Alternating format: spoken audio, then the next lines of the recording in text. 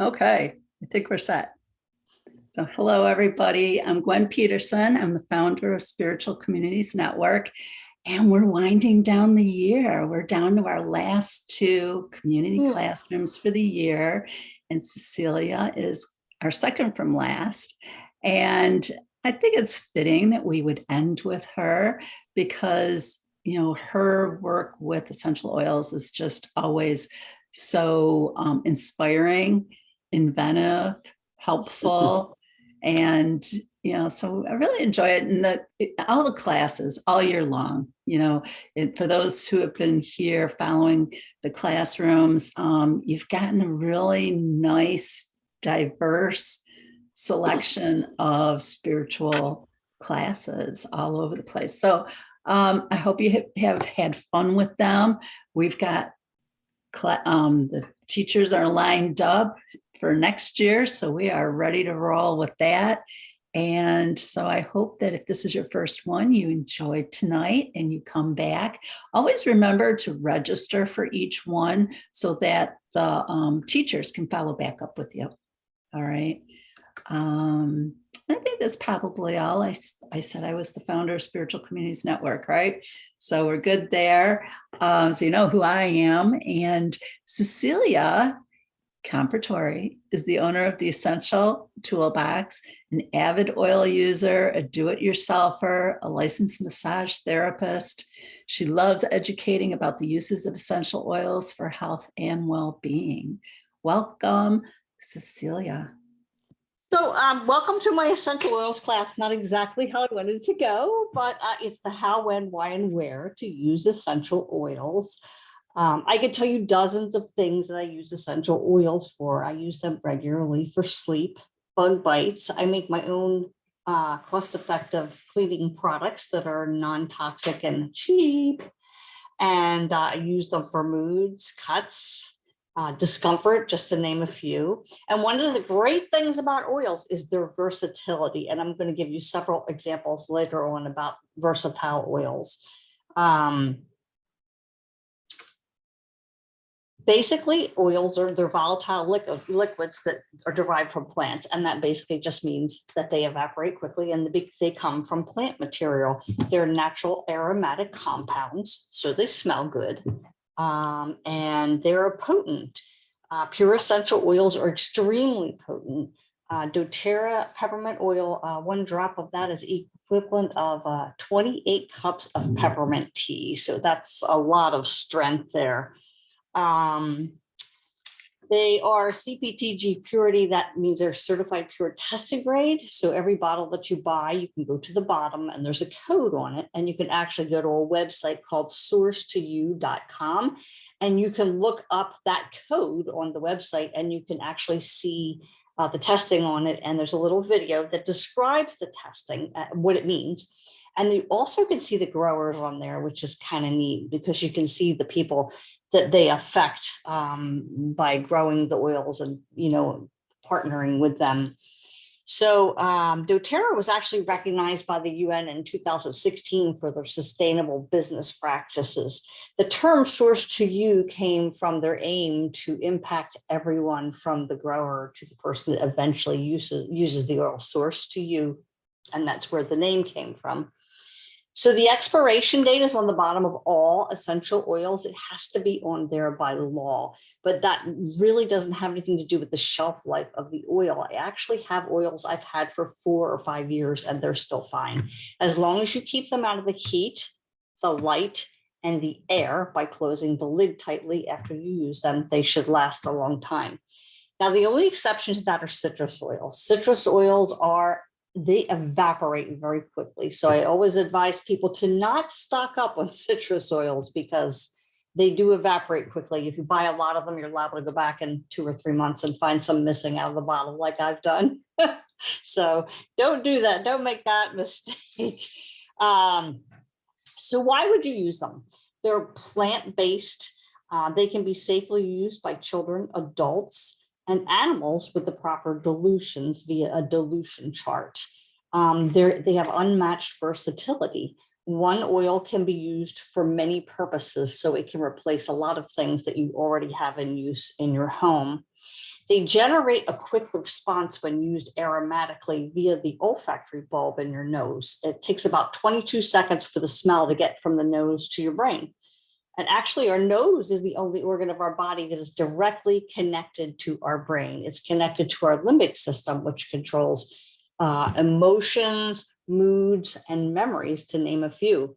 I'm sure that you have had the experience where you have a smell and it brings you back to somewhere in childhood or something that you used to do that, with your grandmother, your father, your mother, a pleasant memory. Essential oils also work the same way that laughing gas does in the dentist office. They put the mask on your face and you breathe it in, and after 30 seconds, you don't care who's in your mouth, you're so relaxed. So it's the same mechanism that essential oils work by. So aromatic use can actually be quite beneficial for people. You can also use them topically on your skin diluted with a carrier oil. I actually do that several times a day on my neck and shoulders. I have a lot of tension in those areas from several car accidents actually. And I use those. And I know if I don't use them too, because I will wake up in the middle of the night if I forget to put them on, and I will be all stiffened up. And so I run out and put them on. So I also use, besides a diffuser for aromatic use, I also drop them on the floor in the shower. And I have a baby food jar at work that has a cotton ball in it. And I actually put drops of rosemary on, and it seems to help with my memory. So I sniff that throughout the day. I actually just made one for my coworker because she's having a little bit of trouble with memory. They're immediately available and they're convenient and easy to use. You can roll them on your arms, your wrists, your neck, your belly, the bottoms of your feet. That's great to use with babies. So you can also make a spray and use them that way as well, or simply put a drop in your hands and cup your hands over your nose and breathe them in. So they are effective. There is, if you were to go to PubMed.gov or something like Google Scholar, you could see a lot of the articles that are on there about the effectiveness and about the studies that they've done with different essential oils. It's actually quite interesting. I prefer PubMed because it's really easy to search. Some of the others, the searches are a little bit wonky.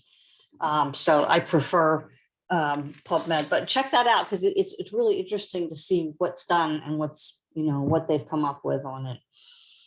So you can use oils also internally, but they're not all created equally, oils, and they cannot all be used internally. So essential oils are not regulated.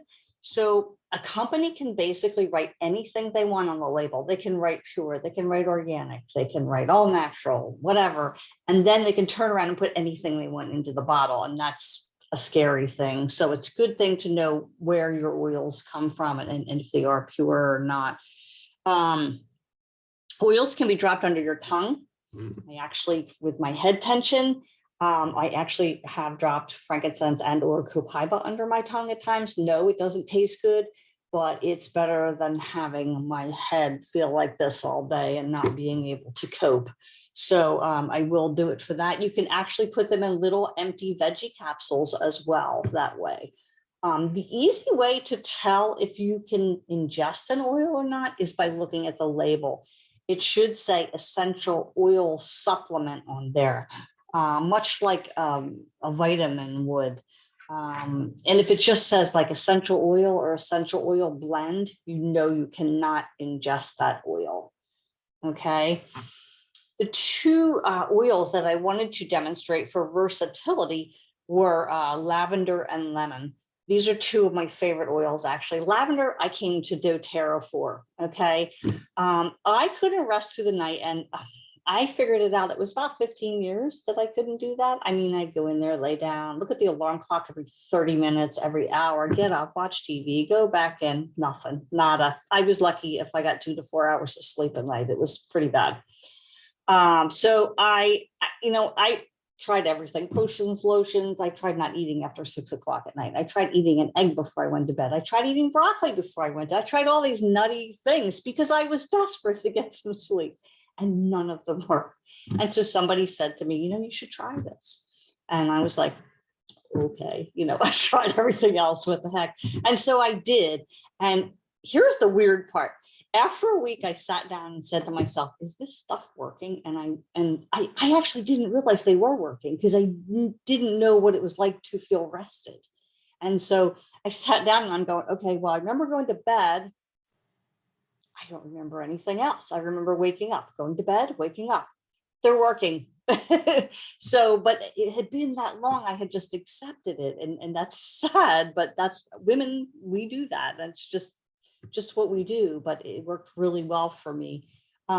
Lavender is called the Swiss Army knife of oils, and that's due to the fact that it's good for so many things.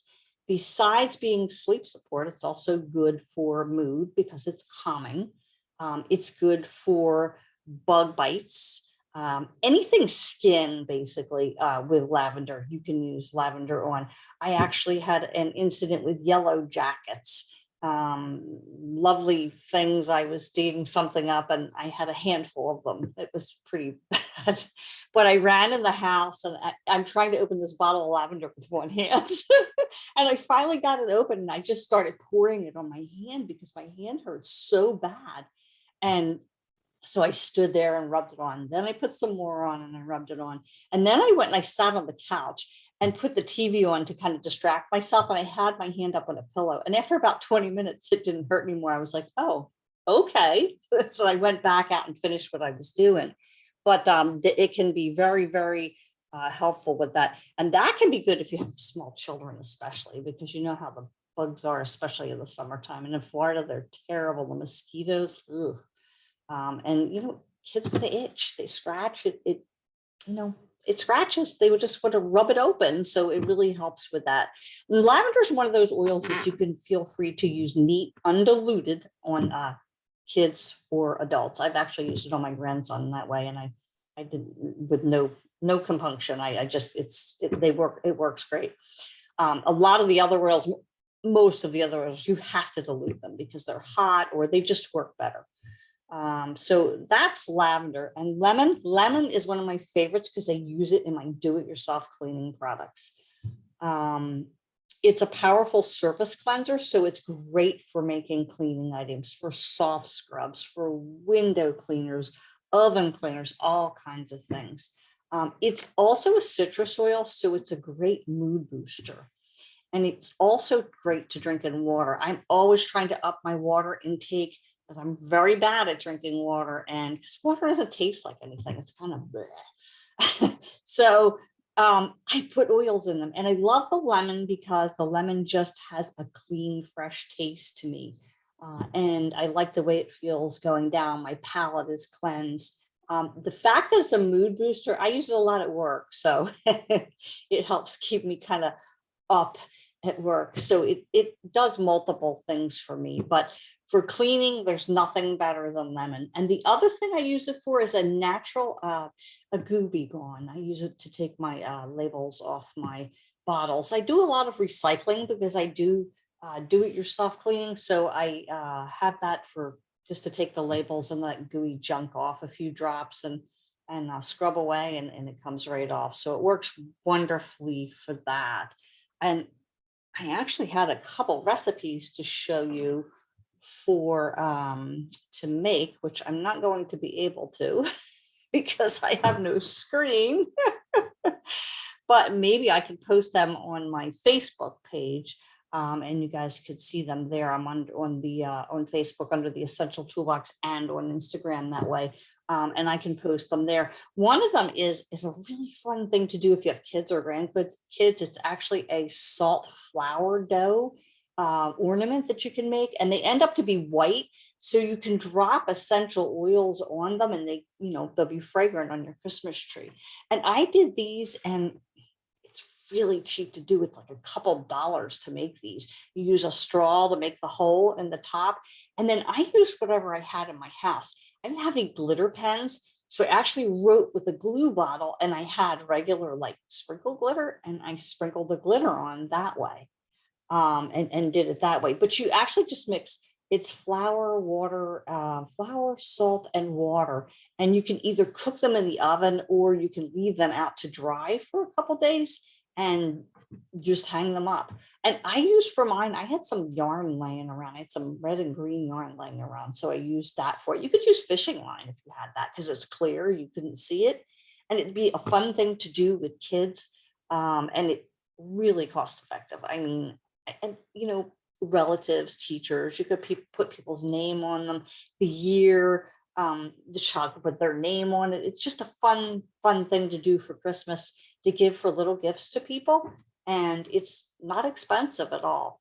And I figure anytime you could do something like that with your child or your grandchild and show them the meaning of what a personally made item is to give to somebody, it's a nice memory to make with them. And if it's if it's relatives like grandmothers, they're going to save them year to year, so they're going to have a collection of them with the years on them, and that's kind of neat. It's neat to do for the grandkids and for the relatives. So another thing you can do is make little spray bottles for people for their bathrooms. Take like 4-ounce bottles and use distilled water in them. You could probably go to the dollar store and get little bottles for $1. Just make sure they're glass or number 1 or 2 plastic, because essential oils only go in certain, they store well in certain types of plastic, the high density ones, the 1 and 2. I use glass. I love glass.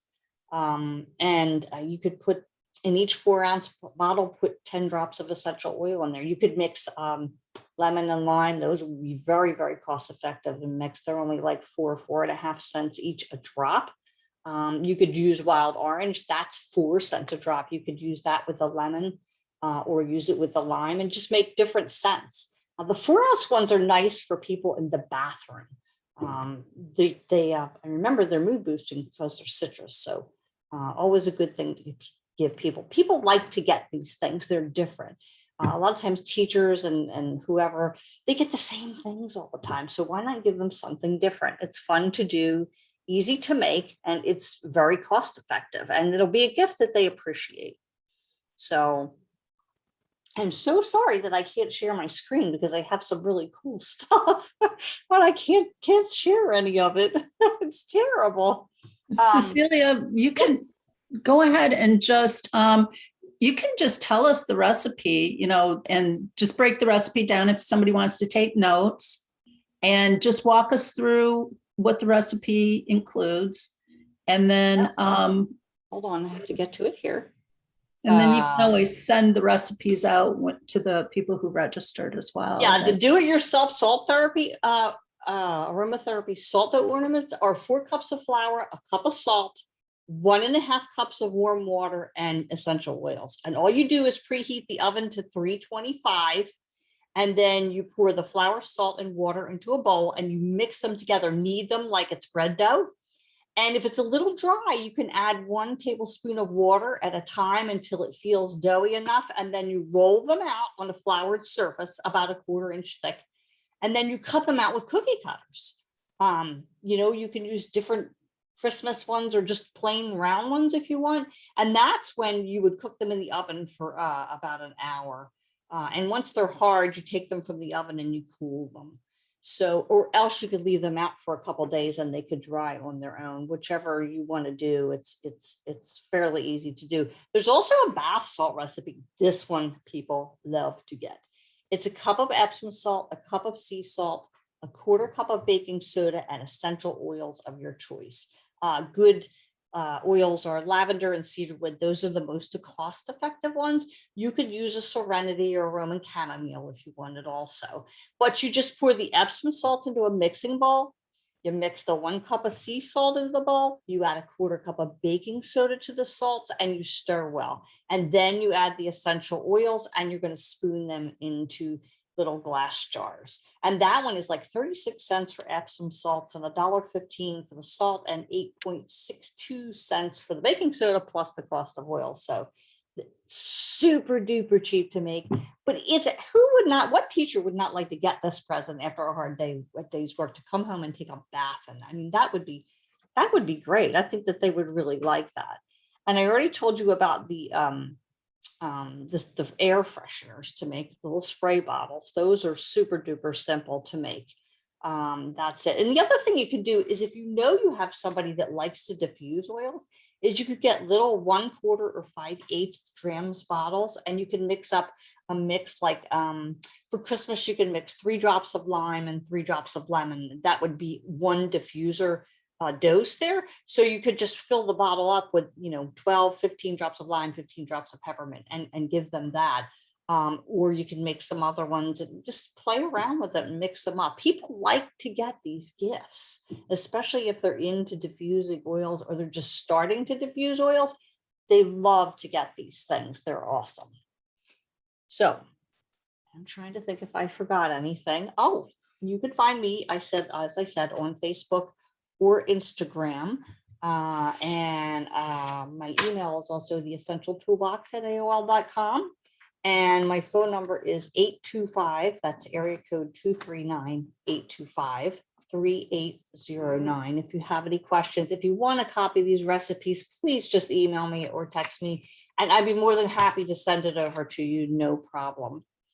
I thank you very much for coming tonight and putting up with the technical difficulties. I will be here again next month, where I'm going to try to do a total do-it-yourself class. But I think I'll get with Gwen ahead of time and check out and see if I can figure out what the glitch is with this. And so I thank you very much for attending. And if you have any questions, I'd be more than happy to answer them now.